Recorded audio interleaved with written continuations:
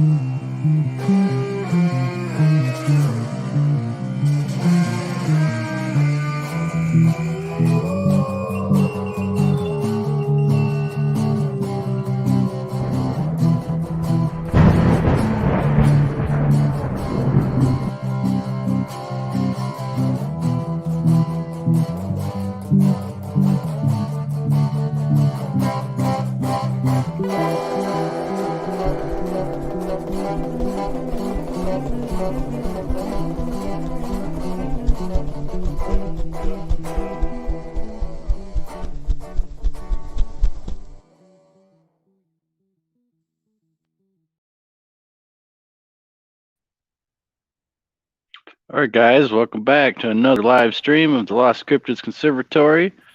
As you can see, we got a full house tonight. Co-hosts are Josh, Dave, and Chad himself. So we're just going to be talking about some stuff that's happened recently, and a little bit about everything, and taking some questions from the chat and seeing where things go. So where do you guys want to start? Dave, do you want to start with your story from... Oh my gosh, no way. No way, guys. I'll let Chad start. I'll start. Go ahead. All right, go ahead, Chad. I'll start with last weekend. We had a camp out, a rustic campground. We've been renting this cabin for a while. It's a 20-person cabin. It's rustic. It's got gas heat, no water. Bring your stuff in. Outhouses. Well, people were getting lost coming there for some reason. They were using Apple. So one of our members that came, they got lost, but they had all-wheel drive and were able to get out. And they got out, and I got them back. Well, then another member's GPS guided them down the same road. Well, this member had bologna skin tires. Okay, went down this big icy hill, down the bottom, and this member calls us at the camp and says, "Please help, I'm stuck." So we're like, okay, we're just gonna come get you. Well, we got there was no getting this member. In fact, we got this member turned around and got this member going back up the hill and then stopped. And then we're like, okay, we've got another member, Josh. We'll say Josh. Josh is there. He's backed up. We're going to put the tow strap to Josh's. I'm wrapping it around this member's vehicle. As I'm underneath this member's vehicle, to grab this cable, this member's vehicle just starts sliding down the hill all by itself in park. Now this member says, "Oh, crap," and chases after its vehicle on this icy road. Now this vehicle goes off the side a little bit, but gets caught by this big stump. Just happens to catch the back passenger tire. Oh, good. Well, there's nothing we can do now because Josh is going to pull this member out. So we go back to the cabin, get a bite to eat, call a tow truck. I'll let Josh go from the point of... Oh, boy. Come on, Josh. So now we drive back, right, Josh? We get back to the camp and we call the tow truck, right? Then what happens? Well, I believe there were so many tow trucks that came out. So the first one, I think, called that person. We're not going to say the member's name to save him from embarrassment. Called that person. Thank you. And And the tow truck, I believe, was making excuses or not able to come out. And they ended up having to call, this member ended up having to call the insurance company again and to having another tow truck sent out. And this tow truck was like, all right, well, I'm almost there. Well, we're waiting. So this member calls the tow truck company and like, where's your tow truck? Oh, he hasn't left yet. Why did he tell us he was almost there? Yeah, that's right. And then I think that same tow truck was giving excuses saying, "Oh wait, the roads are too bad. We can't come out," and basically making every excuse in the book not to come out. And then finally, he had this member had to call the insurance company again to get a hold of a tow truck company that finally made it out there. Number three. Number three. And they were able to get down here and get this person out of the ditch. And so during this process, this member was trying to turn the vehicle around so we can go back down the hill down to the boat dock so we could try to get it back up in the morning. Well, during this process, it ended up skidding over far enough where that tire was going to go right back down into the ditch. And, to make it that night even better, the tow truck driver was just like trying to say whatever he can not to have to pull that car back up the hill. And during this process, I know another member had gotten stuck, and then the member that got stuck was paid to pull the other member out, paid him cash, and then this tow truck driver basically took the money and ran. Well, I say ran, but kind of left, said, "Oh, I'll come back tomorrow. I'll call you tomorrow." He never called back. And by this time, it was like 1:32 in the dang morning. So ended up calling the police department and DNR to let them know about the car being out in the middle of the road, kind of down the hill. It's off the side of the road more. Yeah, off to the side of the road a little more. Mm-hmm. But it's obviously set where somebody comes around that corner, they're not going to be able to stop it. This hill was like ice skating. It's pretty steep. Yeah, it was. It's pretty steep too, and yeah, it was iced over. It was like an ice skating rink going down that hill. It was ridiculous. You try to walk on it, there's no walking. You're sliding. Yeah. And that last tow truck driver falling right on his ass too. Oh yeah, I remember that hurt. That hurt just looking at that, just watching. Yeah, that he fell so hard. He sat there for a minute, like whoa. Yeah. But anyways, I ended up calling DNR and the police department, and I don't remember who said it, but which I did. I called the Washington County Sheriff's Department and then tried to get a hold of the DNR that I couldn't get a hold of. There was no number to call them. But I told the Sheriff's Department the road is dangerous and you need to close it. And I told them my car was down there and somebody's going to wreck if you don't close the road. Well, we don't do that, they said. But we'll call the road commission and see if they can come salt it. And that's about all that they would do for the night. And then we called in the night and decided we'd be better off coming back in the morning for the car. They came back to camp, okay? And, we tried to relax. I had to get up super early in the morning to go get Blake. Okay? Fortunately, Blake overslept, or unfortunately, a little bit. Unfortunately. Just a little bit. So, but I go the very next morning, and Josh says, "No, man, you don't have to drive. The roads are icy. I got my all-wheel. I'll drive." Josh, the trooper, stood up. Didn't make me drive my front-wheel drive Honda to go through the icy roads. So we go get Blake, and we're on our way back, and I say, man, maybe we should go check on Dave's SUV. Josh is like, yeah, we should. Like, we'll just go check. They probably haven't. We got Blake. Blake hasn't even been there yet. We go in there. We're going down the icy road. We come around the corner, and Josh, what do we see? Take over, sir. Well, we turned that corner. We go. That was not like that. That car was completely in the ditch or down the incline. Up against the tree. And as you got closer, you can see somebody hit the tar out of that car. And I know when we got up to it, we found a card with a trooper's number on it and name saying, "Your car's been in an accident. Please call this number." And so we ended up, Chad ended up calling. And I called Dave and said, I said, dude, man, we can't check your car. It's been smashed. It's at the bottom of the ravine. I said, I'm sorry. I said, there's a state police card, officer's card here. Dave laughed at me and said, yeah, right, whatever. I said, no, dude, I'm not lying. He's like, yeah, right, whatever. You were there. I had him on speaker too, in fact, I think. Yeah, coming to see that situation, I was like, oh no.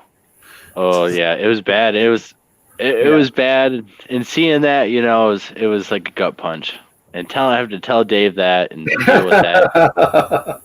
Like, oh God. And Dave you know what? Believe me. Dave did not believe me when I'm telling him. No, like, nah. He thought I was just making a joke. Pulling my leg, man. But yeah, so it gets better. So so Dave, you start calling and investigating the card and getting hold of the troopers and stuff. And so, what'd you come to find out? Several what's the hours of the story?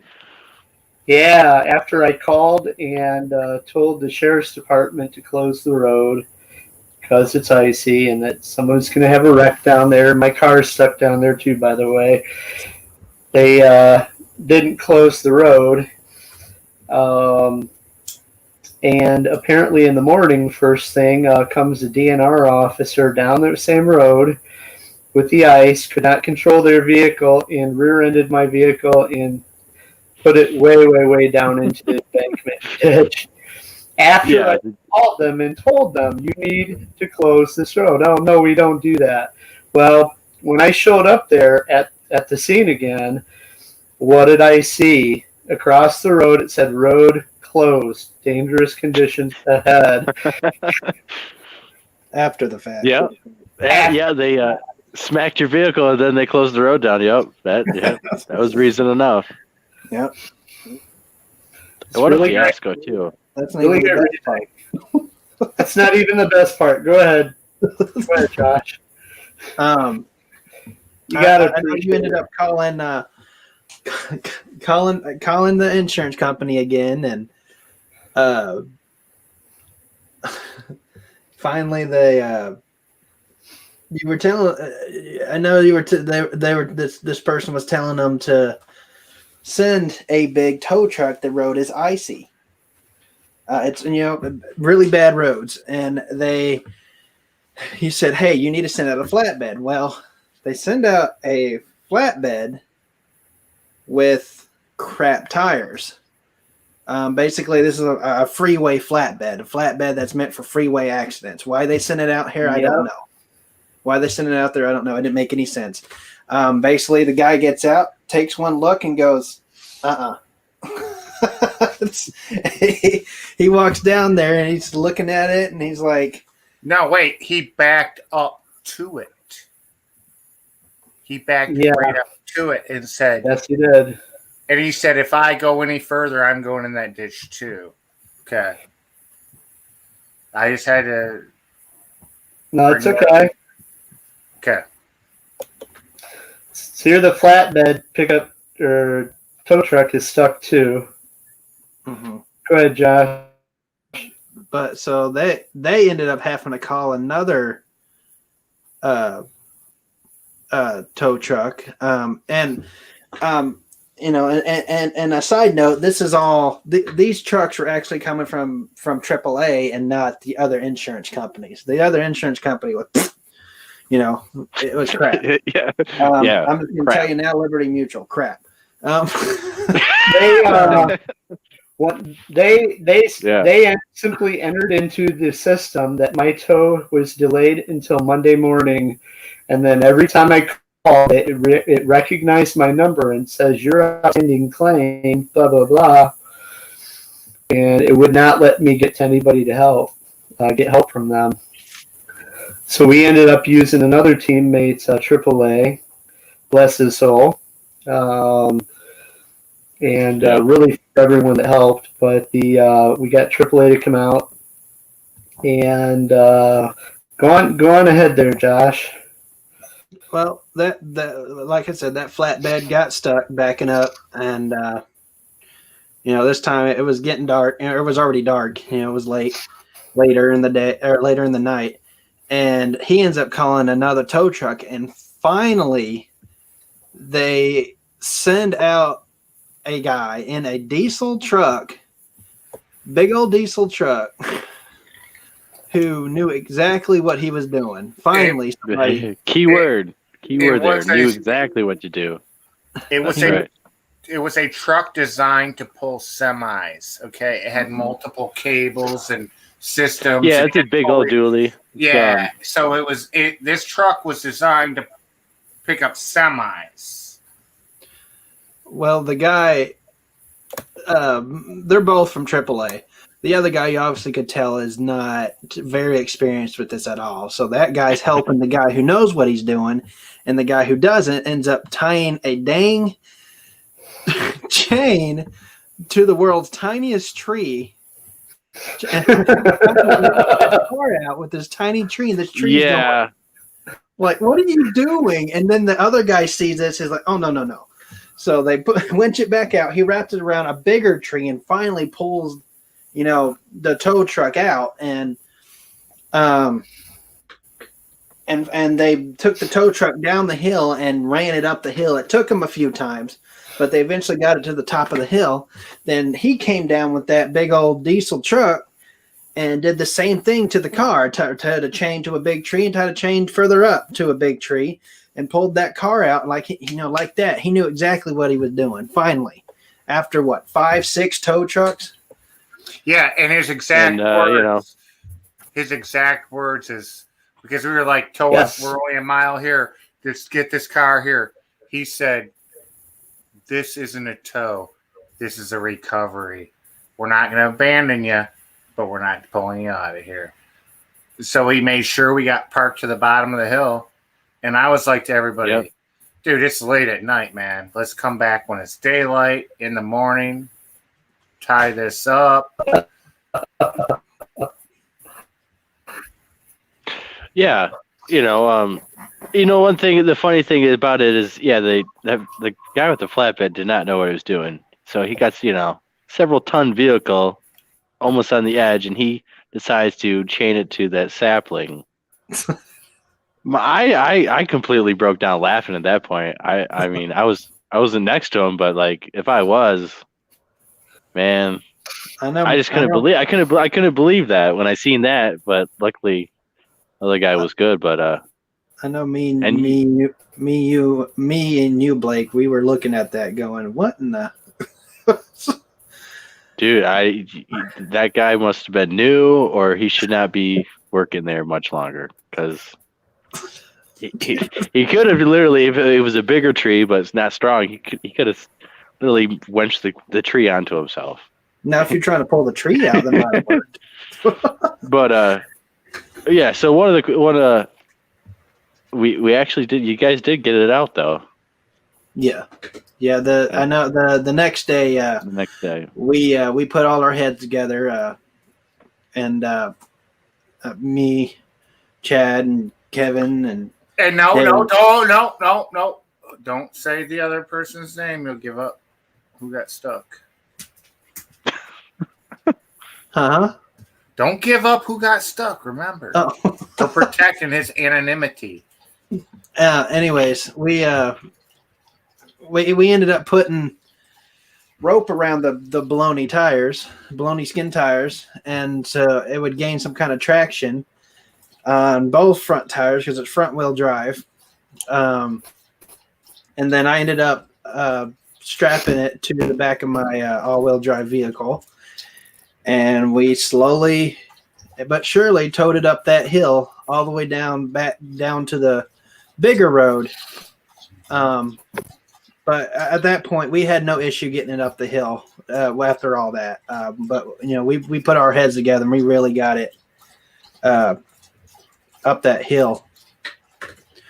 And I don't know, how long do you think it took us, Chad? What, on the last morning? Uh-huh. Took us hour and 10 minutes, Yeah. hour, 15 minutes. But the whole time took us The whole weekend. 12, 15 hours. It was fun. But here's the whole thing. You got to go out. I didn't because I'm not leaving. You got to go out. What happened out there in the research? Because there was research done. I mean, there was.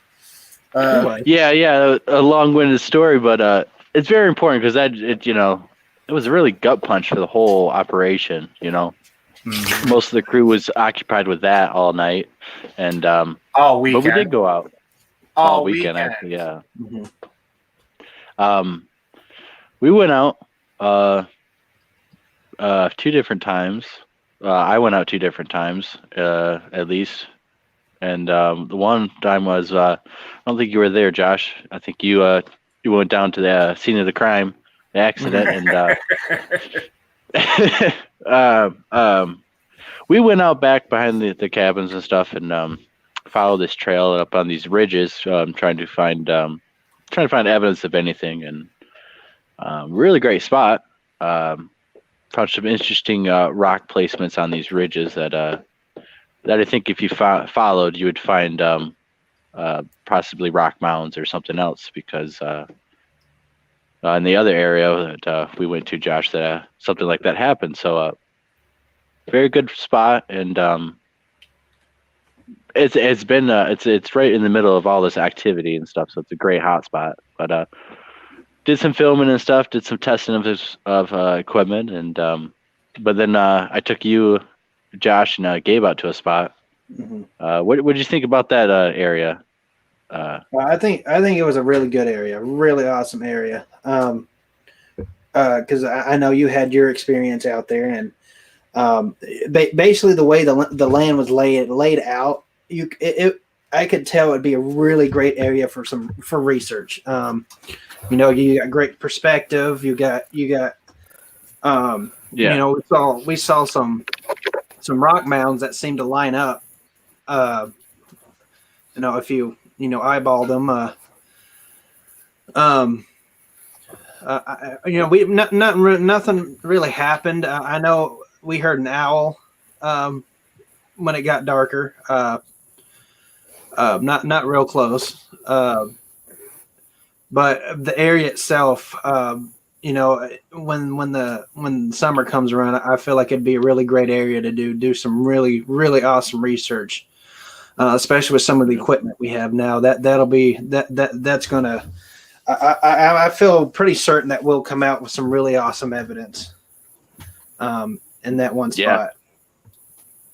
Yeah, there's some of these other spots. That spot I took you guys to, I got followed, kind of got spooked out.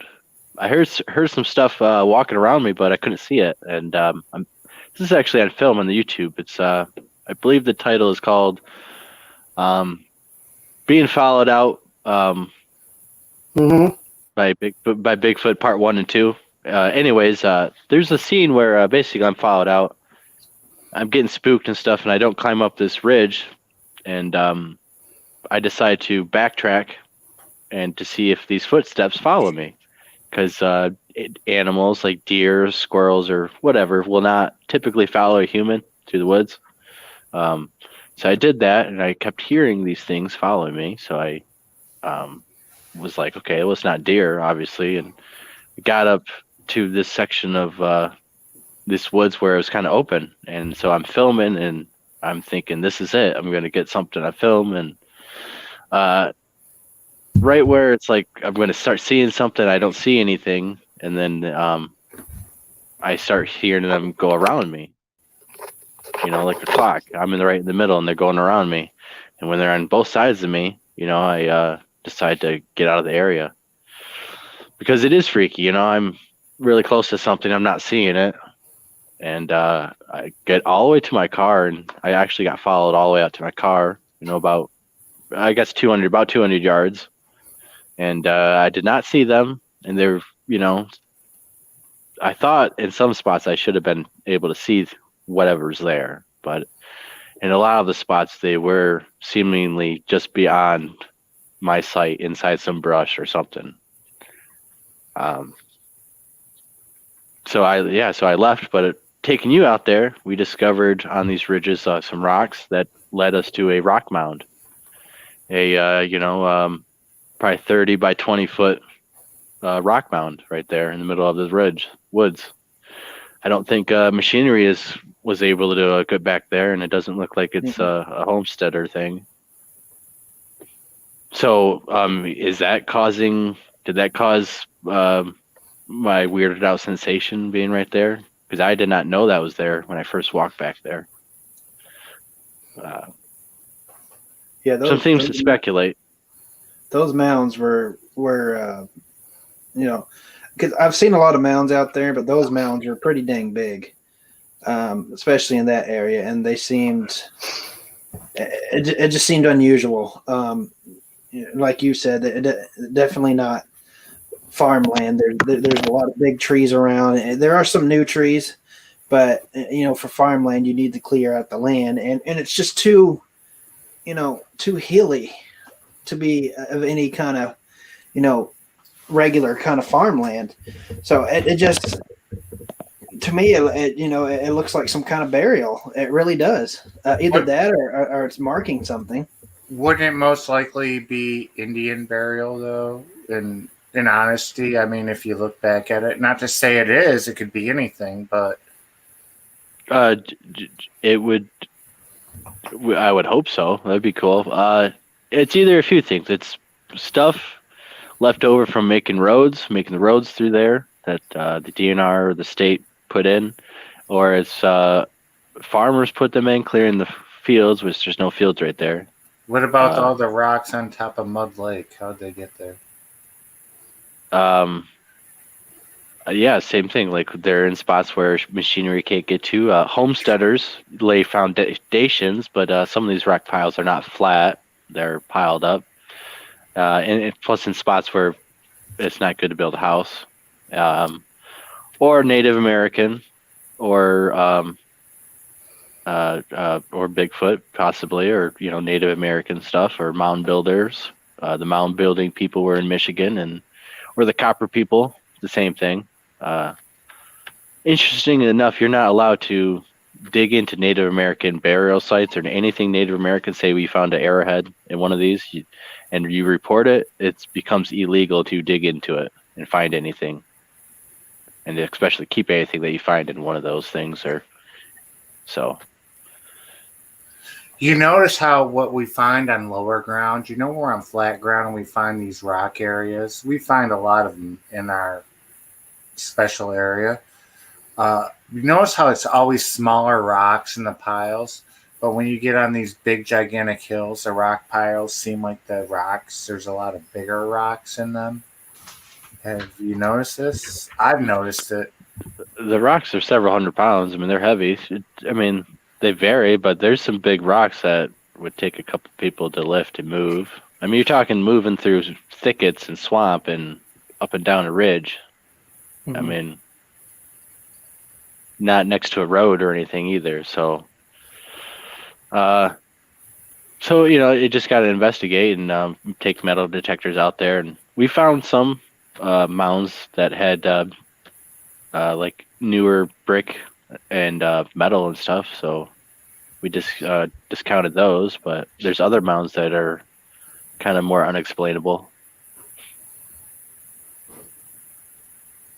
And it's right in that spot where it's at, I had an encounter and a lot of Bigfoot encounters. So there's a piece of the puzzle there, because we did follow these rocks. Yeah, I even told Josh, well, let's follow this rock and let's go to this other rock. We found some more rocks, and then we found the pile. So Yeah, it seemed to me it seemed to get bigger and bigger as we got further along. One of these days, I'd like to keep following and see where it takes us. Whenever we get the opportunity to do so, because I know around Mud Lake, it seemed to do the same thing. The further and further away we got from any roads or anything, the bigger the piles seemed to get.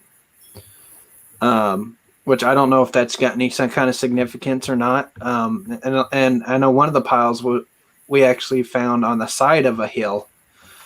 And what I have noticed is a lot of these piles they're a lot bigger rocks. You know, you'd think the bigger rocks would fall and roll down to the bottom of the hill, but you don't ever see, you know, any of the bigger rocks down at the bottom of these, you know, slopes. You always see them on the top.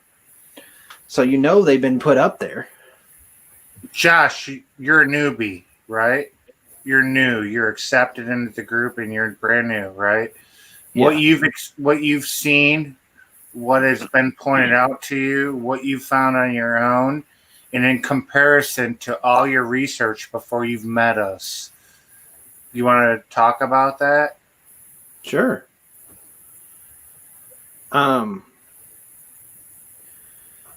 Man, where do I start? well, you used to be down in Texas. Yeah. I used to be down at Texas. And that's where I had my one experience that really brought me heavily into this. I was also raised into this. Been to Oklahoma too, right?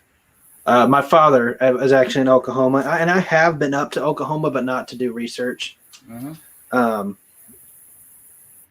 I would like to, but I have not. My father has been. But you know, coming here, it's a whole different terrain, a different vibe. You know, because in Texas we don't have snow. We don't really have a winter. It gets chillier, but you know, we got a lot of pine trees. The forests stay pretty thick. We do lose some leaves in the forest. But it's almost like a Michigan summer all year long, basically, you know, and then the summer it gets really hot. But here in Michigan, it snows and you lose all the leaves. And from what I've seen, there's not very many pines, not as many as I'm used to. It's definitely a very different area. One thing I do find similar is there's a lot of hilly terrain, and Texas has that as well. But it's a different kind of hilly, and I also get a different vibe and from things that I've experienced in Michigan so far. We're definitely dealing with a different, in my mind, a different creature. They're all, you know, from Texas to Michigan, they're all Sasquatch to me, but the demeanor and the way they act and from the reports that I hear, I notice a huge difference. In Texas, to me, it seems like it's a 50-50 thing. They can be seem aggressive or they can seem curious. Here in Michigan, I feel like they're more curious than aggressive, even though, you know, I do hear stories here in Michigan. But from jumping there to here, and also another thing about Texas is there are dogman reports, but not a lot. And when I moved to Michigan, it's just unbelievable how many dogman reports I've heard and how many sightings there have been. It's like a whole nother animal up here, and it makes me excited a little bit because it's a whole new, almost like a whole new research project, because it lets me, you know, from moving to Texas to here, it lets me compare the two, and honestly, I haven't experienced enough to really get a good comparison, which I know I will, and I'm really looking forward to it because I started this with you guys kind of in the winter. I got a question. Yeah. Okay, so you already told me the things that you see in the woods that we take you in are far different than you saw in the west side of the state, Yes. structure-wise. And structures are controversial, but structures in Texas, where did they exist? Oklahoma, did you really notice them? I know you've told me on the west side of the state, no, but then you come over here and you say, dude, I don't see this anywhere else I've ever been. Yeah. Um, I can even compare to Colorado because I go to Colorado a lot. I've been to Colorado a lot. So Colorado, Texas, it's all different, and okay, for example, Texas, I've seen structures. I see more breaks than structures, like big high breaks, is what I've noticed. Now, whether that's that's just the area I've been into. I haven't been all over Texas, but I've been in a lot of areas in Texas. I grew up camping and hiking and all that kind of stuff, and I see a lot of breaks.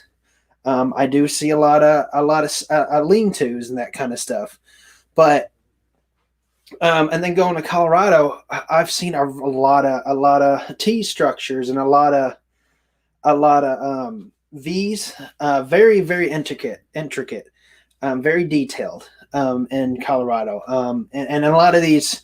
I actually have some pictures on my page that'll show you some of these structures in Colorado that are very, very detailed and deliberately put there, and a lot of bends. Now here in Michigan, a thing that I see a lot are sticks leaning up against trees everywhere. I see it a lot, and I don't know why this is the case because I have seen this in Texas, but I have not seen it this much. It is a big difference. And in Colorado, you got different kinds of trees. You got a lot of aspen. In the places that I look, it's a lot higher up. So there's not too many big trees, but aspen do get pretty big, and blue spruce and all that. But here in Michigan, it's just every time I go out, I see sticks leaning up against trees or wedged into trees. And in a way, it seems kind of messy, but as you look closer, it looks like there's actually a lot of intention to it, if that makes sense. I've never seen that before, and like I said, that's to answer your question. That is the difference that I noticed is a lot of sticks leaning on each other, and then like what me and you, Chad, experienced when me and you went out for the very first time. That happening to us. Actually, the stick getting put in our path like that, I have seen in Texas. But I notice I also haven't been out a lot, but I don't see a lot of that here yet. I expect to, but I see a lot of stacked against each other in trees. So it kind of, and it baffles me because you think, oh, it kind of just fell that way, but every single tree, no. That it's, or every single hunter that goes out there, they're marking every single tree. That makes no sense. They're never going to find where they're going. That's very interesting. That is very interesting that you're finding more of that here. We do have a lot of it. A lot of that sometimes I don't pay attention to. So the fact that you're seeing more of it here, I should. But the thing that catches my eye the most is they'll have like a pine tree branch or something, a different type of species tree branch inside of some other woven or stacked structure, say an oak, or they'll have an oak tree with a maple or something like that mixed in, making these structures, and they are intricate and stuff. And there are, Mother Nature can do a 1 in a million holes, 1 in shots where they, create this stuff. But a lot of it seems to be manipulation because it's intricate, it's woven. There's different species of trees placed into these structures. These structures are in areas where we're having activity, or they're by streams, or they're next to a road, or it's by a property, or a property line actually, or power lines. So I mean, they are doing it, and here in Michigan, it seems to be like you were saying, they're more curious or whatever. They're not hostile per se, but we do definitely have some killer ones. There's been reports of people being massacred, torn apart, thrown up in trees and stuff. Or we do have a lot of people going missing actually, and especially up north, a lot of people that go missing. So and that's only based off what I hear. So it could go either way. I think a lot of them go either way, but for the most part, oh no.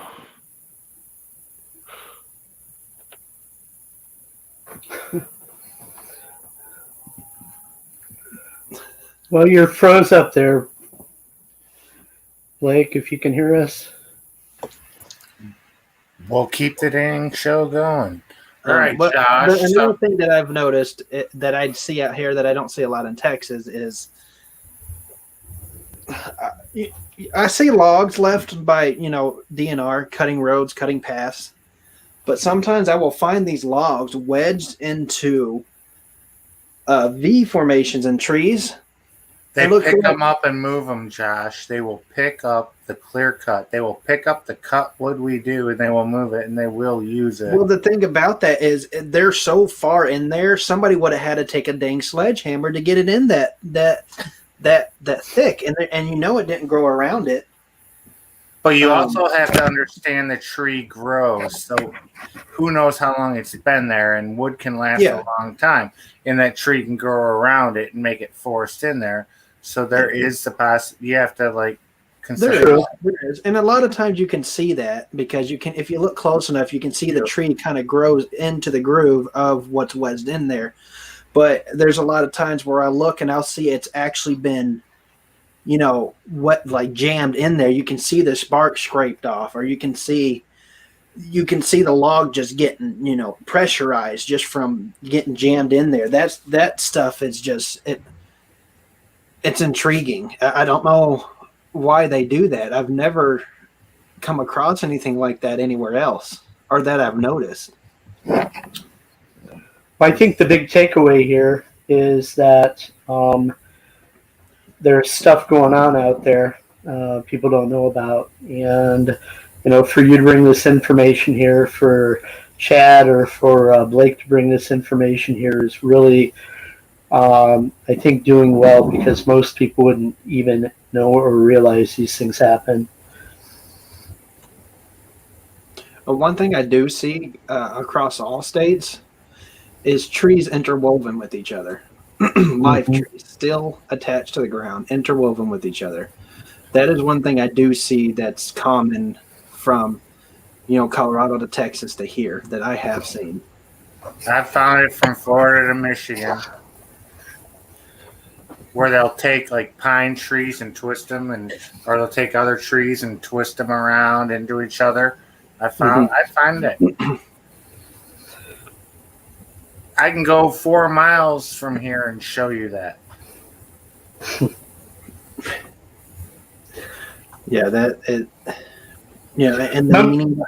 the meaning behind it, I couldn't even begin to tell you. Many people say, they're marking. Okay, one thing I do notice is the breaks. I notice a lot of breaks on old logging trails, old logging roads, or new trails. Like the forestry in Texas, they'll carve out a new trail. You'll start seeing breaks way up high, don't come through here kind of breaks. And I know the forestry will actually, in a way, you'll notice that they start respecting that, because a couple of weeks later, you'll see that the trail's closed in Texas. It's okay. I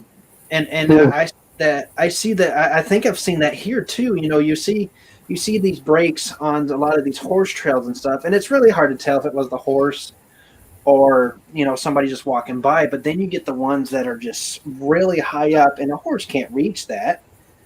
And it could be a really big tree, and they seem to do this over trails or pathways people take, and you'll find them out in the woods. And I feel like they, why is this out in the middle of the woods? Well, a hunter could have gone through here, and they're like, break, no, don't come through here anymore. That, to me, I feel like breaks is telling you, no, don't come through here, or, hey, this is our area. Mm-hmm. But you there, Chad? Yeah. There you go. We can see you. Okay. So did you let the audience know the secret who the team member actually was? who had their car stuck. Yeah, anyone out there wondering, it was me. Oh, My car got stuck. And if you go out squatching, of course, watch where you're parking your cars so that DNR does not run into them needlessly after you told them it's there and ask them not to No. run into it. wrong, people. Do not listen to him. Rule number 1 is do not go out with baloney skin tires. Rule number 1. That's hilarious. Well, I don't feel so bad because, not only did the tow truck get stuck, but the tow truck they sent for the tow truck got stuck too. So I don't feel as bad as I could. However, it was a great team building exercise, and I definitely am grateful and thankful for all the help from everyone and getting out there. True team effort. Mm-hmm. Well, we do have a question. If ever see multiple rocks wedged in between the trunks of a double trunk tree? I haven't. I've never seen rocks wedged in a tree. No, not like that. In Colorado, I have. Not very common at all. I know I've seen it before, and it's kind of hard to tell because a lot of, how do I explain this? There's a lot of off-roading in Colorado, a lot, and there's a lot of loose rocks.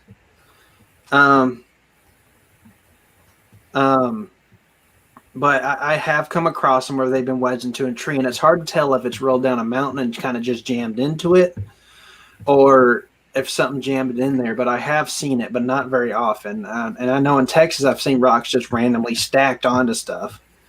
I can't say I've seen rocks wedged into trees in Texas, and I've yet to come across any here in Michigan. Not saying we won't. I mean, we probably could, but who's to say? Well, anything's possible, that's for sure. I've found skulls in trees. I've never found rocks in trees. Snake skins. I've seen those in trees. I haven't seen that. But Okay. Anybody got questions? I mean, we're 47 in. We'll wrap it up shortly. Any questions? We'll fill you in. What are you thinking? I mean, we got to get back out, man. We got to get Squatch Dog out. We've got to get some video for that. And not just getting him out, it's getting us out too to do some research somewhere. I'm ready. Right. Yeah. We've got to get Squatch Dog ready and what we're doing with him. And it's something that no other group is doing. And I'm excited about it. And also about Josh's secret plans here too. Again, that's something that no one else is doing. And I would love to see if we have any correlations or findings with that would be awesome. And I'm not going to say what it is. I'm not going to give that up. But it's a very good scientific experiment to do, and to try to find out if there is a connection between what people feel and hear going out there, and what could be real. It would be great to prove it. It would be. Or enough evidence to say, yeah, tell me that's not real. Exactly. And, I love what we're doing with Squatch Dog too. And Squatch Dog is already a huge asset to the group, and he's going to be just, I think, dynamite, when we get him all fixed up and ready to go. And that'll be on the Squatch Dog website as well as on the Lost Cryptids website. But some really cool stuff going on. But go ahead there, Chad. Yeah, Gene, we've stabilized Squatch Dog. Instead of letting his cheap camera bounce with duct tape on his collar, we have mounted it to a gut protector with rubber washers and stuff, and then we're up the quality to a GoPro 8 instead of a $30 thing. So the squash dog footage will be better quality, and you'll be less dizzy. Well, it's fun to watch nonetheless, and I love to watch him, see him run and run and run, and then he'll stop and then he'll scan the area.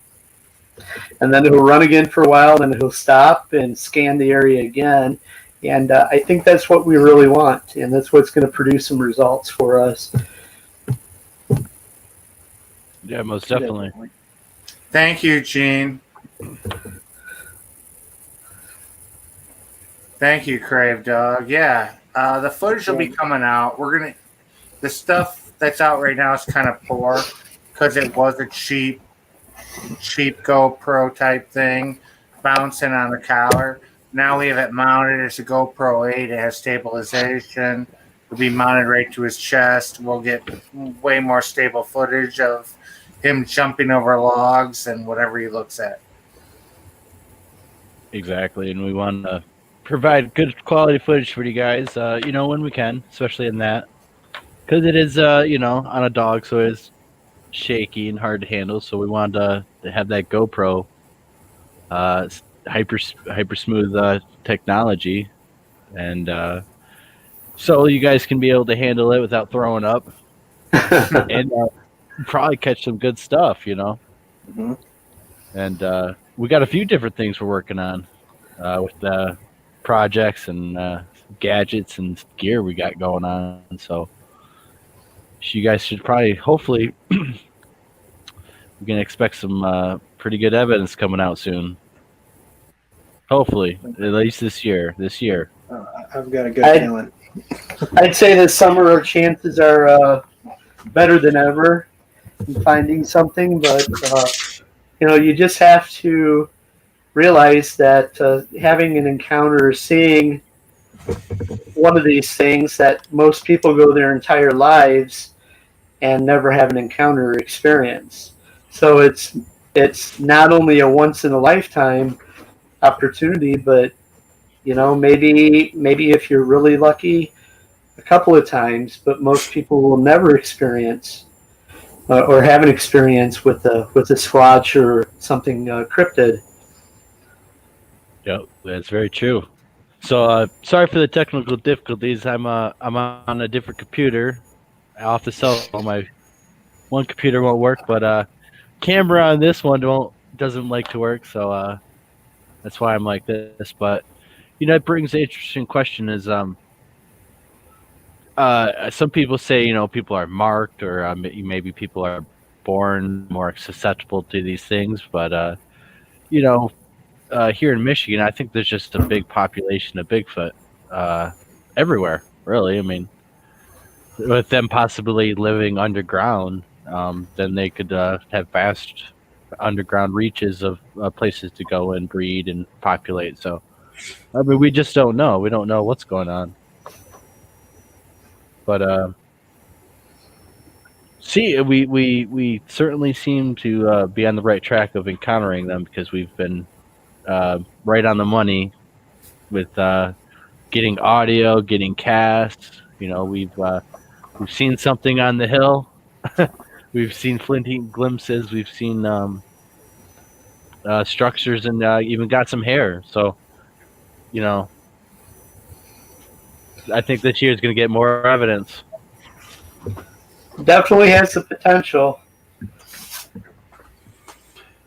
Definitely. Got a good group. Yep. Got a good group of people. We can only do what we can do, and we'll continue to try. Yeah, like Gene Hudson says, it could be a matter of when you see them, your sixth sense picks it up. Maybe that is something that could be happening. Maybe they picked it up too. They could attach to us. They could understand. We could get tagged. That is a total possibility. Why do I get activity? I mean, especially when I'm alone. Why? Why does this stuff happen to me? I certainly think there is type of person that is an experiencer. people predisposed to have these encounters, and that might be a matter of the Bigfoot actually knowing what kind of frequency you're vibrating on, for the lack of better words to say, but that the Bigfoot identifies with the person a little more as an experiencer and somebody who's is of the right mindset, but might actually have their internal radio tuned in such a way that they can experience them in a manner that other people can't. Yep. You want a Bigfoot encounter, guys? Go out alone. Go out at night in an area alone. You want an encounter? Go alone. You will have an encounter. You might not like it. It's it's dangerous too. It's since the missing 401 stuff has come out, it's a little bit more dangerous than at least what I thought it used to be like back when I started. 16 years ago. So I think they're just good and bad ones. There's grumpy ones, a little bit more patient ones. So you got to be cautious and respectful. I think that goes a long way. That's the key thing is respect. It seems to be what is getting us more and more stuff is being respectful to everything, not only to them, but the woods, the other animals, the water, everything. Maybe that way of thinking and presenting yourself is making them come closer. I don't know. Smaller groups never hurts either. Smaller groups. Go out with one or two people. I mean, just two people. You go out with 6 people. The odds of experiencing something is so slim. Go out with 2. Something really. Not necessarily. I mean, we got a pretty big group, and we've had a big camp out, and they've were throwing rocks at people, and I think it just depends on the individuals and situation. So, what about walking through the woods? So, I mean, you think, walk 10. When if you were to go out there without any equipment or anything like that, you're more likely to have something happen as well. Yeah. Well, I mean, they go ahead. I think they are intelligent and they do know the difference between a gun and a camera. I think they do know the difference between a backpack and a rifle. And that they know what everyday objects really are just by having seen them before. Yeah, they observe us. They observe everything we do. I mean, they can tell if an object's a weapon or not by what we humans do with it. If it doesn't kill anything, obviously it's not a weapon. So they're pretty smart. I mean, they're really smart. I mean, I think they're more of a people and stuff, and from what I've been yelled at with, they had a language, so it wasn't animalistic. It was a human language type of mumbles and grunts and samurai chatter, basically. What do you think about their ability to make stone tools? I don't see why not. They throw stuff at us. They're throwing stones at us, so that's already a form of tool, weaponry. They probably use them to break shellfish open, clams, and stuff like that to crack them open. If they wanted to, they could. They probably have a special one to clack together, a special one to knock on a tree. They probably got a pocket full of them. Kidding. They might carry their their favorite rock that they're able to throw the best around. I mean, why not? Probably go retrieve it, too, after they throw it. Well, you got to think. I mean, they probably do find rocks and throw it at you, but for hunting and stuff, they probably would have a good rock that they can throw the best with. I would assume, that's what I would do. I mean, but that makes sense. They, they don't, they're amazing creatures.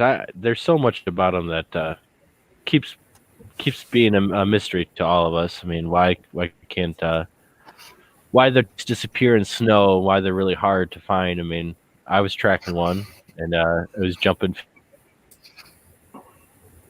and it was a toddler or something. It wasn't easy to track, and it was disappearing, and probably was heading towards the creek, going into the creek. Maybe swimming, or maybe there's underground passages that they find. The karst of the earth, the waterways of the earth. There's a lot of Native American stories of them going underneath the earth through waterways here in Michigan, especially. So there's actually going to be a video coming out of story with the exact same reference. So I'll be coming out here soon, and I think they go underground. I mean, I'm beginning to lean that way. So. Well, it's either that or they cloak. What are we going to do? Which way are we going to go? Where are they going? Yeah. I don't think they stay in the ground. And I mean, they're not sleeping out there. There would be more tracks, more evidence that we would find during winter. So something is going on where they're disappearing to, where they're not leaving the evidence they should for us to find.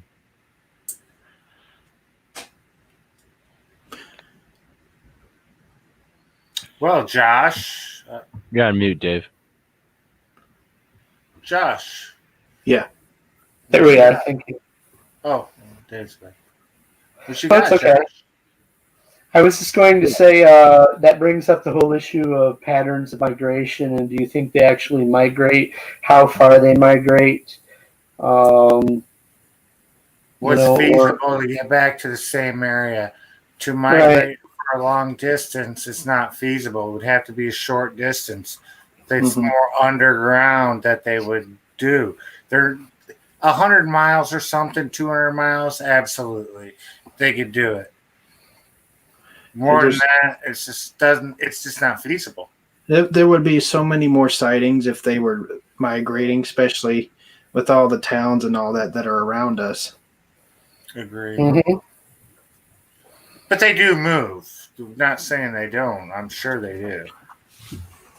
Yeah, Michigan has a lot of old mines and caves. That's right. And a lot of karst systems. We actually have lakes that have drained into the earth, disappearing, and have pumped out of the earth into another spot several miles away. And all the fish have survived the journey and stuff. So we have the topography for it. And caves are a natural part of the earth, and the water that goes into the earth creates caves. So there's cave systems. They say actually on the internet, there's old maps of these caves of underneath the U.S. and Europe. Over in Europe, they go from Ireland all the way to Turkey. They say these ancient prehistoric caves. So. Probably use those to survive the ice age, huh? Yeah, they say that they were in some places they were built up and stuff. So Stone Age mine making technology, but I mean they're all the way from Ireland to Europe or Turkey. So and then all over. So North America has them, and plus our own our own tunnels that the U.S. makes and stuff, of course. So. We have tunnels under every major city. There's tunnels under Grand Rapids for the gypsum mines that they drive gigantic trucks down that go underneath the Grand River. Okay, they're there. I live in Grand Rapids. There's tunnels in New York, in Detroit, in Chicago that are just salt mine under downtown Detroit. Not just salt mines, dude. There's like. Yeah, and that goes into the earth, and there's other stuff. I mean, and Bigfoot are spotted around salt mines, quarries, a lot of these places. Mm-hmm. So are they coming from underground? Are they going into the ground from there? Especially quarries when they seal them up and stuff and flood them, The entrances are still there. It's just flooded, and Sasquatches have bigger lung capacities than humans and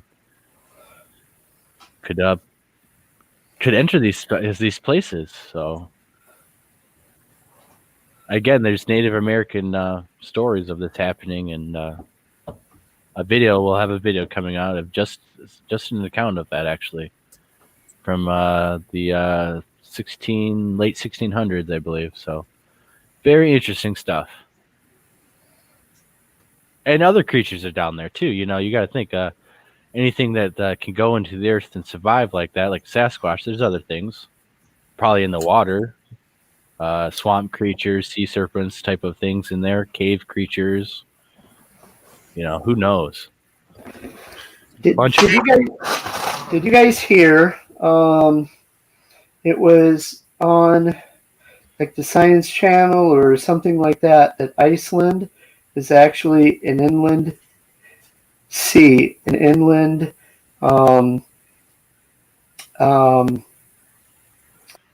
It would be an inland ancient sea, and that the ice around the continent holds the sea, that the sea is deep under the ice, and so whatever's under there has not been out since before the last ice age.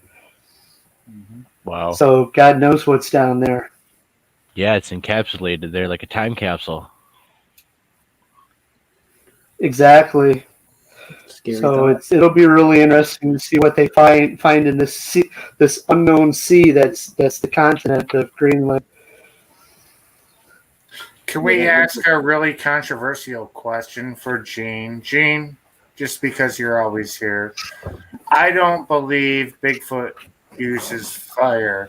Now I'll let the other guys answer.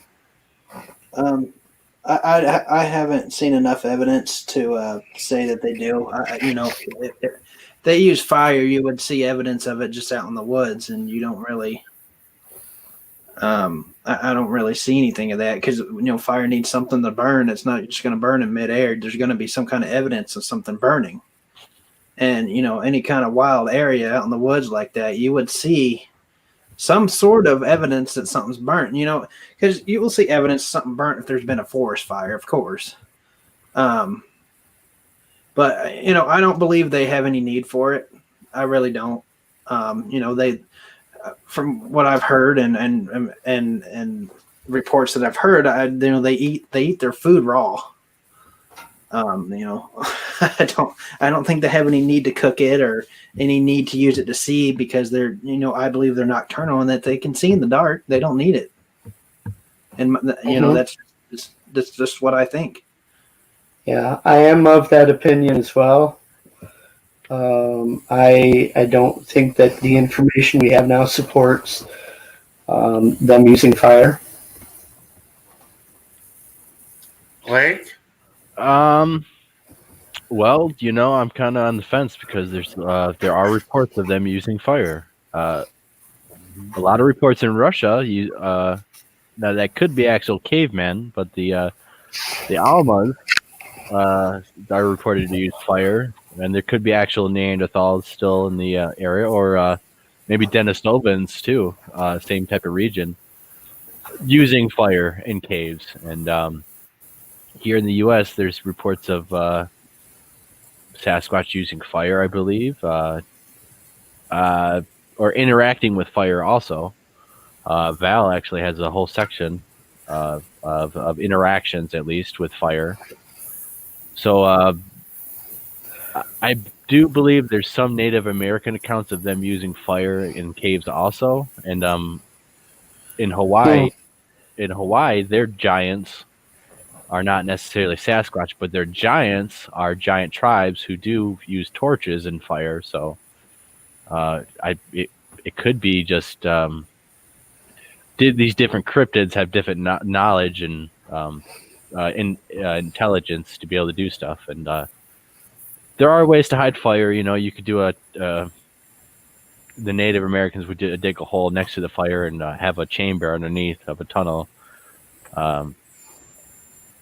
Like a Dakota fire pit, or there's two different names for them and stuff. But there's ways to hide smoke. But so I'm on the fence. I think they're probably smart enough not to make fire next to humans, so I'm not sure why they would need it. But there could be an actual caveman out there still too in a lot of these places. There's a lot of cryptids. There's reports of there's actually a report of a Sasquatch being chased by a giant salamander type creature up in Minnesota next to the Canadian border. So when you hear that, you know, you have, what's going on. You have a giant salamander up in the northern climate chasing a Sasquatch. I mean, that's reported by a airplane pilot, I believe. So I think these things could be coming from out of the ground, or But isn't that kind of I don't crazy know. It to makes sense. think about it? A giant salamander chasing a Bigfoot, visualized by a plane. Uh, isn't that's like so controversial. Well, I don't think I think it falls right around with a Bigfoot, walking around with wolves and packs of dogs and that kind of thing. I think it falls within the same category. It seems to be rare, but it's seen. Well, what about the missing people? Because if there's a gigantic ass salamander there ready to eat a person, ready to eat a person, if it's not going to get the Bigfoot, it would definitely get the fishermen. How many fishermen went missing from where this salamander tried to eat this Sasquatch? Well, I know I have a lot of experience with reptiles. I'm actually really good with reptiles. I used to have a pet store with reptiles. And salamanders, there are types of salamanders that can actually eat and not eat for a very, very long time. And there are also certain types that can hibernate.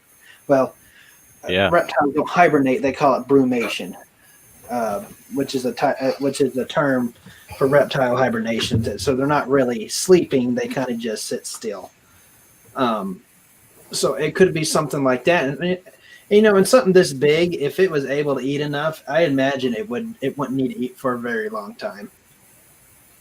It could be. And like you said, they do hibernate. I mean, or a type of hibernation. Here in Michigan, we got small salamanders and geckos, that live in trees and underground and stuff. And where do they go in winter? Obviously they're surviving. So scale that up, eat a big enough meal. You could wait long enough and live again underground. These subterranean worlds, basically. The whole geography is different. Everything's different. There could be plant life down there. A whole different ecosystem that is different dynamics than what's on the surface. So there could be things there from the dinosaur age, because it's basically the same environment underground as just millions and millions of years. It's not getting bombarded with asteroids on top and destroyed or flooded or stuff like that. I mean, the cave systems might be destroyed, but overall, it's the same cave system habitat. So these could be a lot of old, ancient things that are still down. Huge things too, massive things, small things. You're scaring me, Blake. I'm gonna have to start eating more lizards. Well, if you think about it, it's the same habitat as millions and millions and millions. I see what you're saying. And they were originally giants. They originally would eat us. There's skeletal remains that they were large enough to eat us. There's still reports of dinosaurs down in Chile and South America and Africa as well. Yeah, in Africa. And Brazil and Peru, mainly in Bembe from Congo. And there's actually, there's a type of frog that can kind of basically go into kind of a hibernation mode. It freezes itself, turns itself to stone, and will be that way for years and years and years until it rains. And it will come right back to life. Its heart just starts beating. You've got something like that, that's massive. It could be 1,000 years old, yeah. Yeah, exactly. And it only comes out every 10 years. Yeah. Well, you have the ancient species that's being evolved, especially down there. You don't know what kind of adaptations it has and what long-term lifespan it has, and exactly. I mean, there could be stuff like that out there. I mean, I think I, chances are there is something out there like that. I've seen cane toads in Florida, and they don't belong there. They just accidentally got there years back. I've seen them in this area. I've seen them 3.5, 4 pounds, cane toads. They just look like our regular toads. They look just like them, but they're just massive. They're huge. They're gigantic. And they're poisonous to dogs or any animal. And they're toxin. It could get you, unless you lick one, you're probably good. But you could absorb it in your skin. They're a bad thing. Invasive species in Florida. They're massive. Yeah, I know there's a lot of invasive species in Florida, and I know just recently they're saying piranhas are now becoming a natural part of the Florida habitat because people are starting to catch them a lot more. Dude, we have them in Michigan. We have them at the power plants in Muskegon and stuff. They've been there for years and years and years, and they stay there year round. People let them go, and they learned. Their piranha get too big, they dump them in. They learn to go there. It stays warm year round, warm enough for them. And people do, on occasion, catch piranha at those power plants around them. And there's reports of the fish with the human teeth. It's actually a type of species called a pacu. Mm-hmm. And they use these teeth to break nuts and stuff like that. I know for way back when these things used to be considered kind of a type of cryptid. And people like, oh, these things aren't real. And then, of course, technology progressed. People started going out into the Amazon and stuff like that, and they found these things, and now you can have them as pets. And that's my entire point with Bigfoot too, Josh, is that things that we know as legend, things that we know or don't think can scientifically be possible now, like 500 years from now, our science is going to have a lot more answers than what we do now.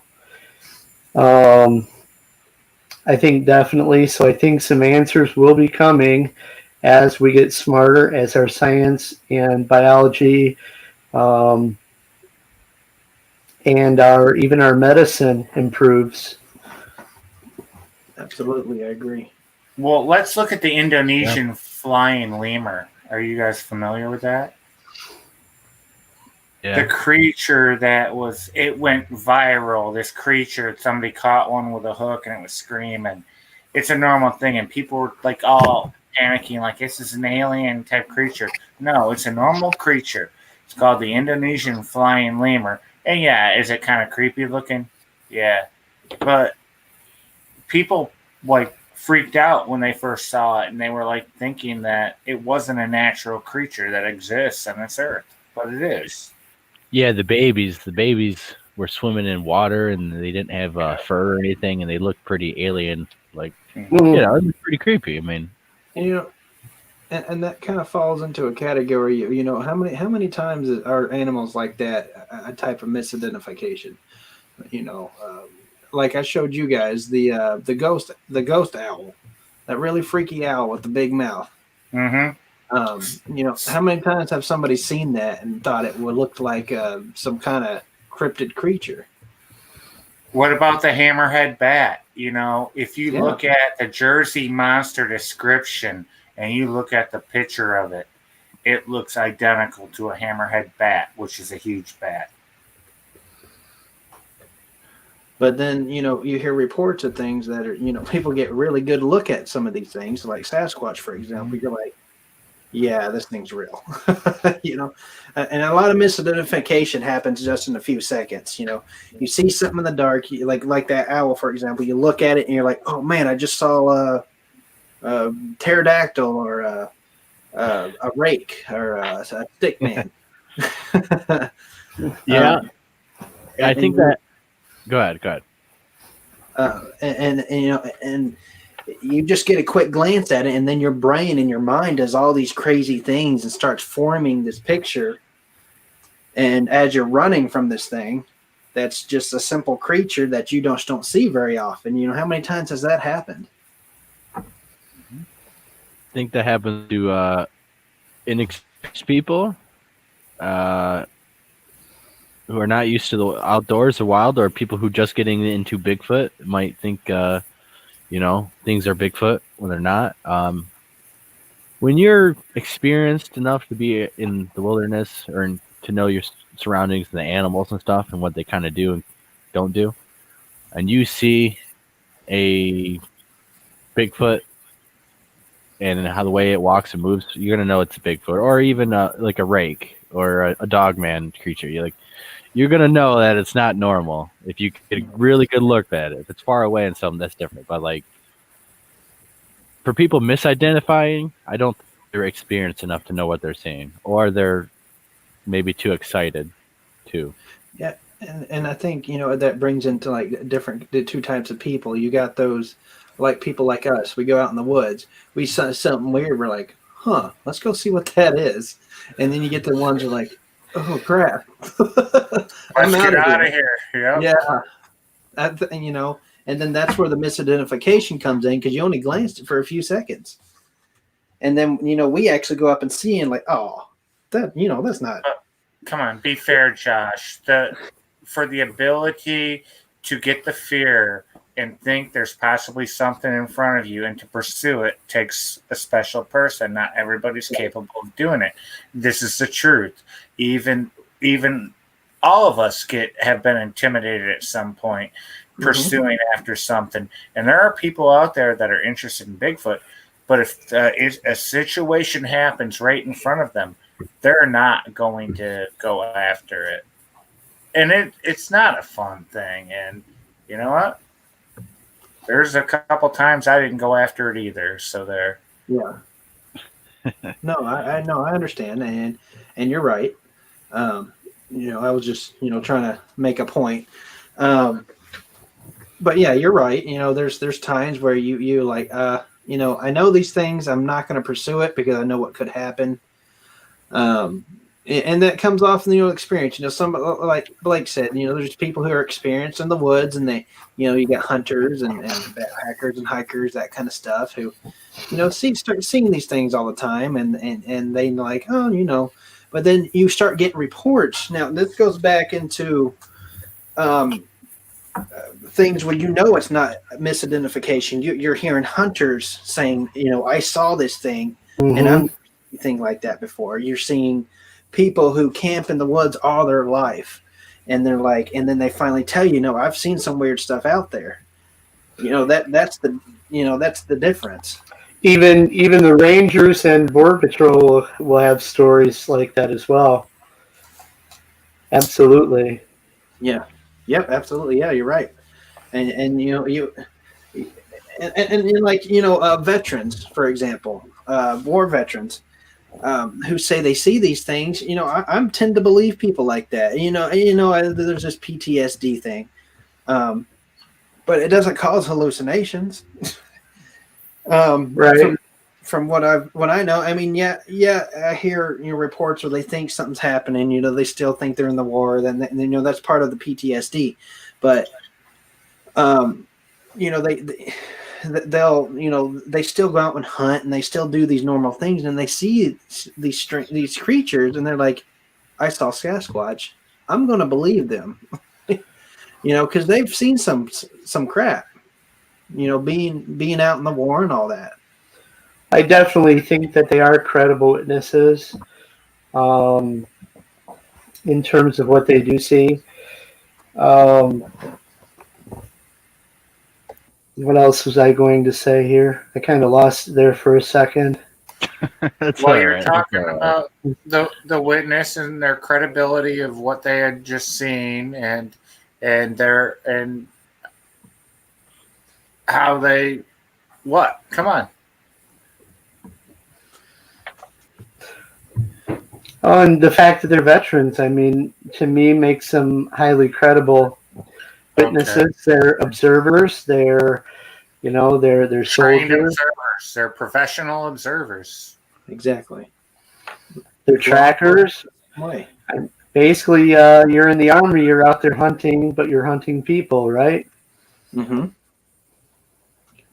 Exactly, and even hunters, and experienced hunters.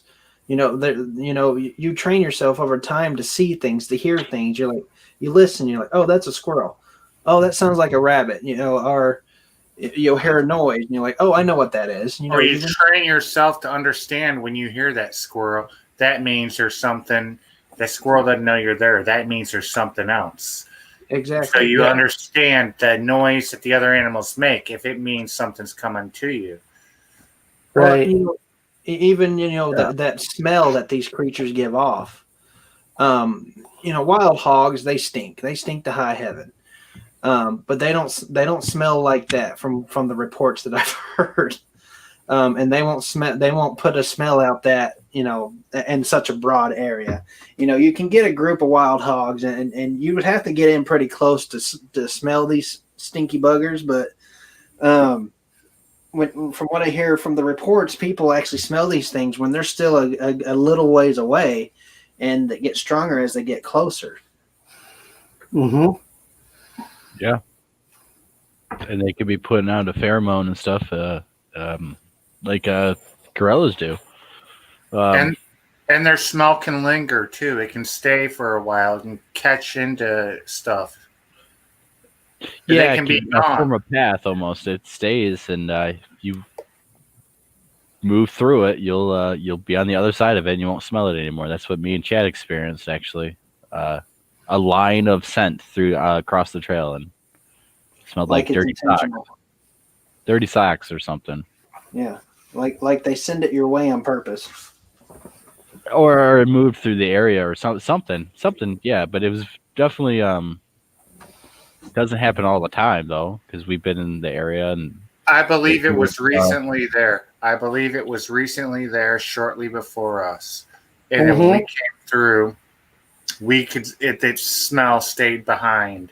It's like a skunk. Sometimes you smell a skunk and the skunk is gone. Mm-hmm. Right. Yeah, exactly. Yeah, that's true. Are there any more questions out there? You guys see? If you have any questions, throw them at us. Well, not too many, I don't think. Even if they sound crazy, don't be afraid to ask.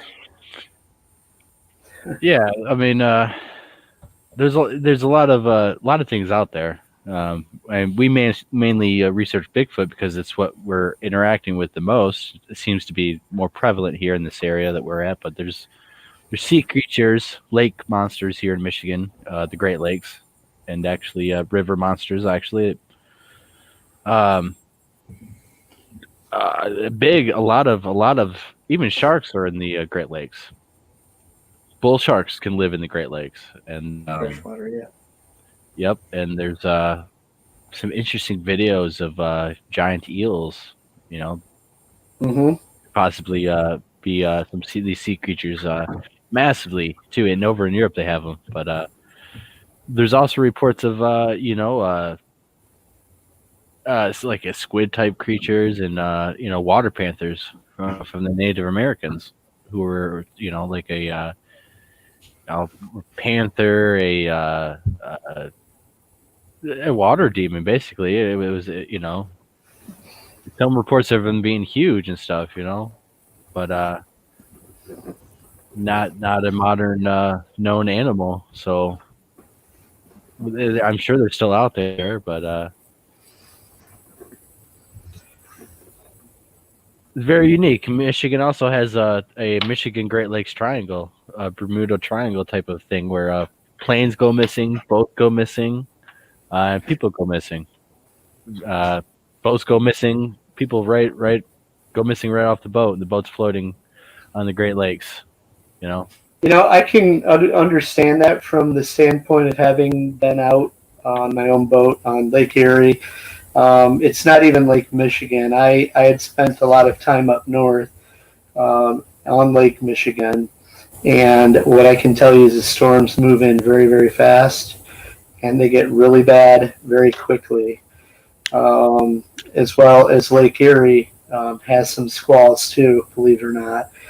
And I was actually out during one such storm. I had to ride out in my 20-foot four winds boat as I was trying to get to shore. So I'm hitting the waves and bouncing, and all of a sudden my throttle control, all of the hardware underneath it goes onto the floor of the boat, and I'm thinking that's not good. So I was basically stranded during one of the worst storms, and they had like 4 sailboats capsize. They had the Coast Guard out with their helicopters plucking people out of the water, and I just didn't want to be the tallest thing in the boat because of the lightning. So I sat down on the floor, got under a little bit of cover, and waited the storm out. And thank God I anchored my boat, and it rode the storm out pretty well. But those were 6 to 8 feet waves that I was in, and you can see a lot bigger than that over in Lake Michigan, where the Great Lakes Triangle is at. So there is a lot of bad weather that can account for disappearances. There's a lot of ice age things that probably can as well too. Yeah, the Great Lakes are known for, especially Lake Superior, bad weather coming right up on you real fast. Almost supernatural type of bad weather and speed. Absolutely. You're in a boat, you're not going to get away from that too fast. Yeah. There's actually legends of flying creatures in the Great Lakes that ride these storms and attack sailors or, make them go crazy and stuff. Yeah. Mm-hmm. From the white settlers, actually, told them to those stories. So Michigan's a very interesting place, I believe. I mean, we have a lot of mystery here, a lot of ancient cultures. The ancient copper mines. They've got all of the ancient earthworks up north in the Upper Peninsula. Oh yeah, that they don't quite know what it is yet. And to our south in Ohio, probably one of the biggest effigy mounds, the Serpent Mound, a huge unknown. And I think that there's stuff like that in Michigan too that people just haven't found, or it hasn't been researched very well. Rumor has it John Gotti's buried in Gun Lake, Allen County, Michigan.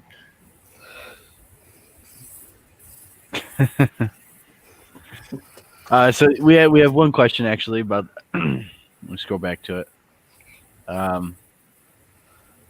Gene Hudson asks about isn't there a Michigan lake? They say the sea monsters. Well, the Great Lakes are mostly connected. The only one that it's not is Lake Superior. So you could actually swim from each lake all the way around Michigan. So yeah, there's actually sea monsters reported in those lakes, and then up in Lake Superior, I believe there are too, and also that has its own paranormal, strange mystery. A lot of boats go missing. The Edmund Fitzgerald is a famous one, that big freighter that up and vanished fast. It sank at Whitefish Point in a very bad storm. Yep.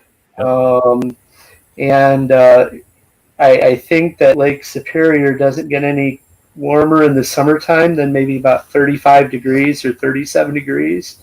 So you're dealing with an inland Arctic Ocean, basically, that God only knows what's at the bottom of the thing.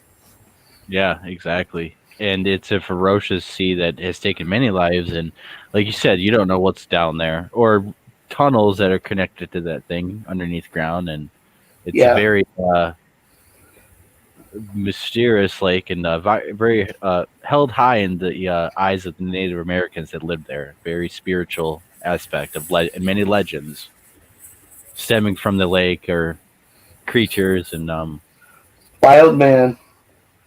A lot of Bigfoot. And they found underground tablets and stuff with mammoths or on them, plates. See, here's the thing, Blake. I think instead of the instead of there being an ice age 12,500 years ago, I think there is constantly an ice age somewhere on the planet at some place all the time, and it's just the crust of the planet that shifts back and forth, causing an ice age at a different location.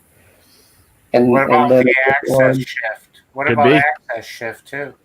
Yeah. sure, certainly.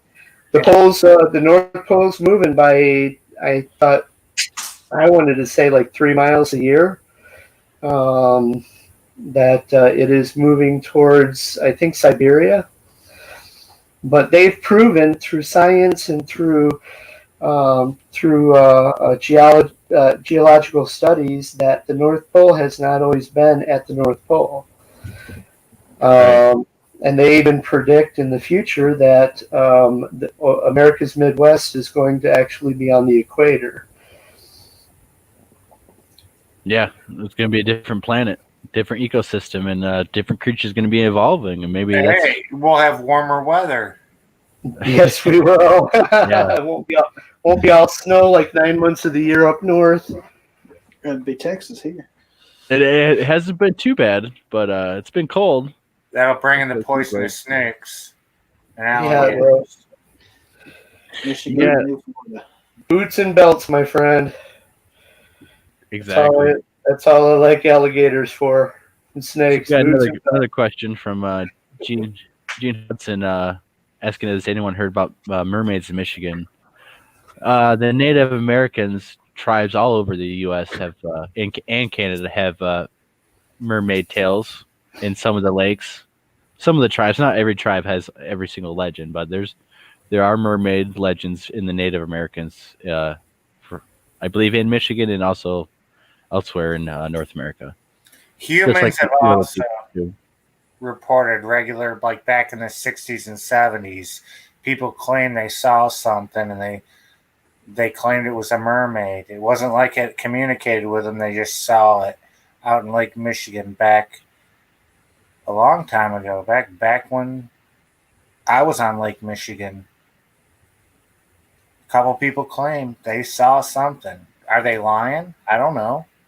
Did they see something? Maybe. Lake Michigan is pretty deep, and it's a very, very deep lake. And I think could hold a lot of things that we don't know about. Yeah, again, back before we dammed up and made locks, so you could get from the ocean, supposedly all the way, all the way to Lake Michigan. Yeah, because the fresh water drained in the From ocean. Atlantic, from the Atlantic all the way to Michigan, and then river systems, and then hit up the Mississippi and go all the way down it. So and that's where they say ancient man civilizations, came from. They find Roman coins and swords and stuff in odd places, and so why not sea serpents, sea creatures, and other cryptids? Sure, the possibility is definitely there. Without a doubt. I just want to make. We're not going looking for sea monsters this year, are we? No. We can just stick with Mickey, right? We can talk about it, but let's. I don't have a boat. We're going to put you in a rowboat and send you out on Lake Michigan. We'll look for the Dewey Lake monster. That's a Yeah. sea Oh, there you go.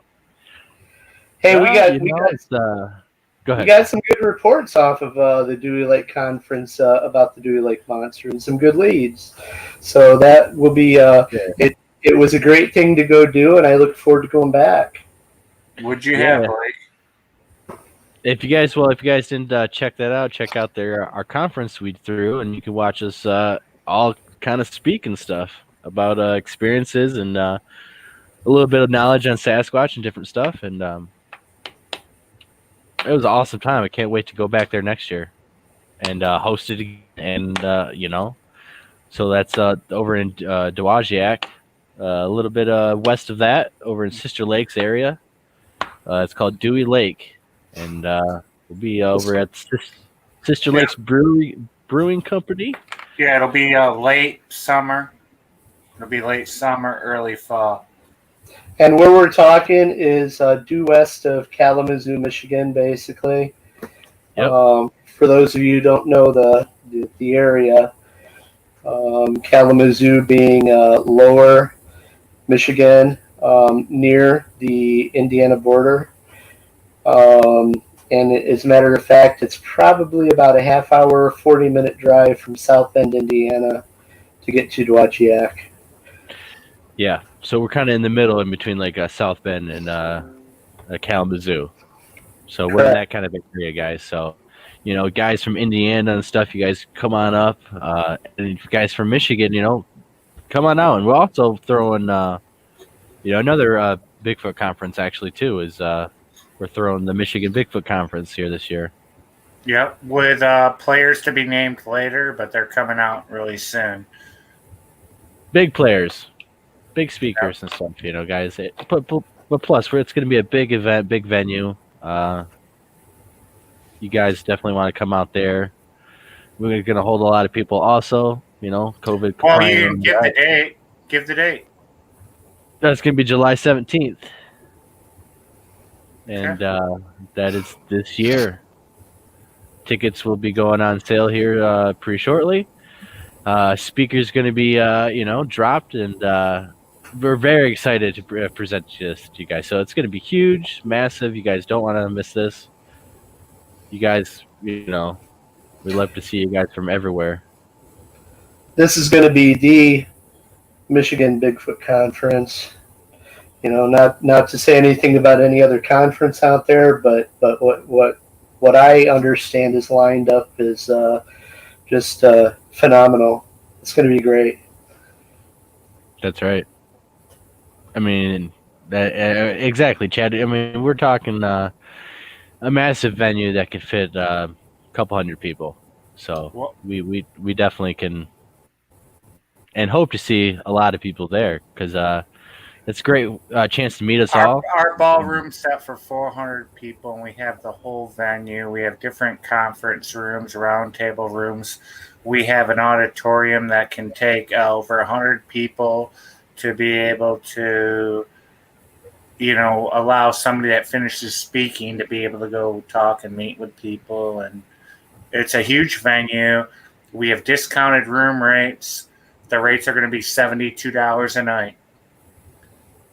So we have that locked in. $72 a night at a, I think it's at least a 3-star hotel. A very fancy, a very classy chain of hotels is where we're having this venue. And it's very nice. And for $72 a night, you'd easily spend twice as much to get the kind of room you're going to get. Especially in the location. We were in downtown Ann Arbor. Yeah, exactly. And we can't stress this enough that we're gonna have some big speakers, and you guys get a chance to meet us, hang out with us, meet and greet, and possibly do some filming, do some interviews, and actually maybe go out with some particular individuals that step up and stuff. Not obviously everyone, but some actual researchers and stuff like that. We would love to meet up with some actual researchers to come on out, because we love to collaborate with people. We want to try to, this is a community, and so we try to make our. We're within 20 minutes of our main area. We're within 20 minutes of our main. Yeah, we are. Yes, we are. One of them. We got some spots, guys. So overall, it's gonna be fun, and we're trying to make it to a great event. Hopefully, each and every year, too. And come on out. It'd be another good spot for everyone in the Bigfoot community to come on. Come to Michigan too, and more northern place, and hang out. Maybe do some investigation and meet and greet people, and that's what we want to do. We don't want to. Go ahead. Great. Why don't we put it out there? We've already announced the date. This conference is set. We are having this on July 17th, Saturday. Saturday, July 17th. It's an all-day event. It's a 12-hour event. If you're interested in being a vendor, you need to reach out to a member of the Lost Cryptids and say, I'd like to vend at it. And we can set you up with a vendor table. Or if you're interested in maybe, doing a 30-minute speech, hit us up. We'll interview you, see if you fit into the process of what we're trying to do, and we can maybe make that happen. So that's right. That is a possibility too. So exactly, it's gonna be huge, and we want to have vendors there. We want to make it a very fun event for everyone, and make it a fun event for the Bigfoot community too, and get people hyped up, and get out there and research too. Get them hyped up to get out there, and have a Michigan place where people can meet up too. And you'll be able to find information on the conference. It'll be on the Lost Cryptids Conservatory Facebook page, and I do think that there will also be linked from our YouTube channel back to the Facebook page. But we'll have links to buy tickets. We'll have links for the hotel. We'll have links for all the information that you'll need. thank you, Dave. Come on, Blake. What are you doing? Just sorry, guys. I was I'm messing with you. family life, God, guys. Come on. Yeah. I didn't even hear what you said, Dave. So I'm not even gonna pretend I did. Okay. We have more than that. Okay. There'll be links to buy merchandise, Lost Cryptid merchandise. Yeah, of course. There'll be a link in the description for okay? that. Link for tickets. We'll have We are gonna information get about tickets hotel out, yeah. rooms. Yep.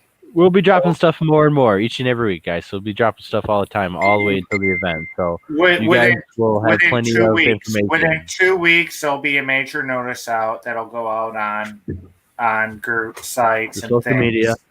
Yes. Yep. We'll put a little video on YouTube, even advertising it. This is the first. You're the first. You're all the first to hear about this conference. You're not going to want to miss it.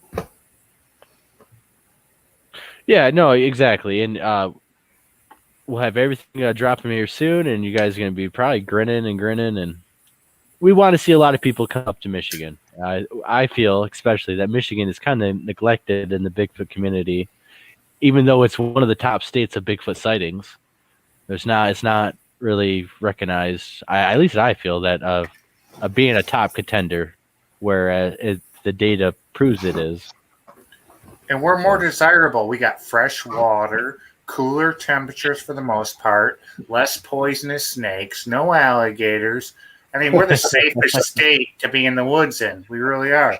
Yeah, well, for the most part, we do got some poisonous snakes, but they're more rare than down south. Yeah. I've run across bear and bobcats and all sorts of other things in the woods too, Chad. So we do have our stuff, but I think I'd prefer a bear over an alligator most any day. Yeah, exactly. And if you guys really feel up to it, especially if you've never been bigfooting, going on a swamp trek with one of us is pretty eye-opening in what we do. So that would be pretty fun to have someone do that, especially if you never experienced that, because it does open your eyes to what we actually do in the field. We'll get you through safe too. We'll make sure you're prepared and everything. We'll know if you can make it or not by looking at you. We'll get you through. It's fun. I think Josh is sitting there patiently, man. Come on, Josh. Very much so. Yeah, but we do gotta kind of wrap this down a little bit too. That was kind of the signal to wrap this down. But any last remarks? I got you guys say it, and yeah, Josh, what you got, buddy? I know I'm looking forward to the conference. I wasn't able to go to your last one. the conference is for months down the road. We're going out Bigfooting in the next couple weeks. What about that? I'm looking forward to that one. I've never been in this area before, so this one I'm really looking forward to. Mm-hmm. We're going pretty remote, aren't we, Josh? Oh yeah, I mean, we're going, don't tell where we're going, but say what we're doing. Very We're remote. pretty remote. I know we're gonna be doing some. We're gonna be doing some filming. We're gonna be doing definitely doing some research and checking out some pretty remote areas. I'm looking forward to it.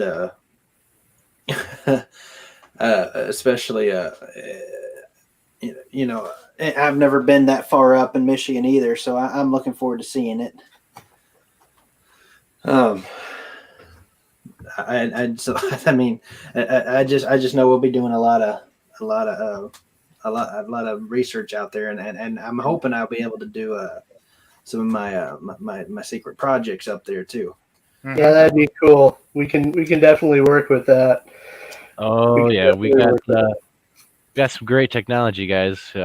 Let's just say we got thermals. Thermals is coming, guys. So, you guys got a whole lot big year to be watching on this channel. I think it's gonna blow you guys away. We have a cook too. Did you guys know we have a cook? That's right. So we can prepare you guys meals and stuff when you hang out. Yeah, we got a cook. We got thermals and we got a cook. If we're really nice, our cook might even do dishes. We'll see. Are we live streaming at all? We won't have signal out there. Are you kidding me? We're not live. We have to LCC video. was asking if at live stream if we were able to. We will not be Live able stream. to. It'll be there won't be cell service or anything. Nothing. Not from the field. The conference will be filmed. We'll have to drive 30 miles into town for cell service. At least 20. Well, maybe that's when we go live and give an update. I don't know. That's what I believe so. All right, guys. It's been a great show. Almost 2 hours. Got to get going. This Tuesday, we're going to have Larry Batson, the animal guy, on the show. Awesome. And looking forward to it. So we're going to be talking about wildlife habits, maybe Bigfoot habits, correlations, differences, maybe pick his brain and learn about animals so we can project it onto Bigfoot, because that's what they're out there every day with them. So yeah, and then hopefully Thursday we'll have another big name to be dropped and another great show, but definitely be another show on Thursday. So without that further ado, everyone, you guys have a great night, and we'll check you guys later.